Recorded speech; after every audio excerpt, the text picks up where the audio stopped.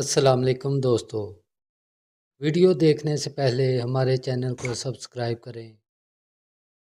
ایک حبشی جس کی ناک موٹی آنکھیں چھوٹی، رنگت سیاہ، چلتا تو لنگڑاتا، نمایاں نظر آتا، بولتا تو زبان میں لکناہٹ، غلام ابن غلام باغ کے جاڑ جنکار سے کھجوریں چننے میں مصروف تھا۔ یہ کھجوریں نرم نہ تھی اور ذائقے میں بھی باقی کھجوروں سے مختلف، جبکہ رنگت گہری اور دانہ بہت ہی چھوٹا سا۔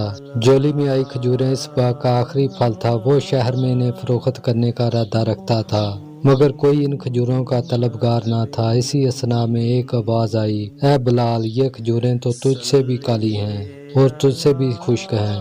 دل کے آبگینے پر ایک ٹھیس لگی اور آنکھوں سے آنسو روا ہو گئے۔ سیدنا بلال کھجوریں جولی میں ہی سمیٹ کر بیٹھ گئے۔ ایسے میں وہاں سے اس کا گزر ہوا جو ٹوٹے دلوں کا سہارا ہے، جس نے مسکینوں کو عزت بخشی، وہ جس کا نام غم زدہ دلوں کی تسکین ہے۔ جی ہاں، وہی حضرت محمد صلی اللہ علیہ وآلہ وسلم۔ آپ نے حضرت بلال سے رونے کا سبب پوچھا تو بلال نے جولی کھول کر سب ماجرا کہہ سنایا۔ رحمت اللہ عالمین نے بازار کی جانب رخ انور موڑا اور آواز لگائی، لوگو، یہ کھجوریں اجوا ہیں، یہ دل کے مرض کے لیے شفا ہیں، یہ فالج کے لیے شفا ہیں، یہ 70 امراض کے لیے شفا ہیں، اور لوگو، یہ کھجوروں کی سردار ہے۔ پھر یہ کہہ کر بس نہیں کیا، فرمایا جو اسے کھا لے گا اسے جادو سے ایمان ہے۔ منظر بدل گیا۔ وہ بلال رضی اللہ تعالیٰ عنہ جس کے پاس چند لمحے پہلے جاڑ جنکار تھا، اب رحمت اللہ عالمین نے، نبی آخر الزمان، رسول خدا صلی اللہ علیہ وسلم نے غنی کر دیا۔ پھر راوی لکھتا ہے کہ لوگ بلال کی منتیں کرنے لگے اور بلال کسی مچلے ہوئے بچے کی مانند آگے آگے بھاگتے۔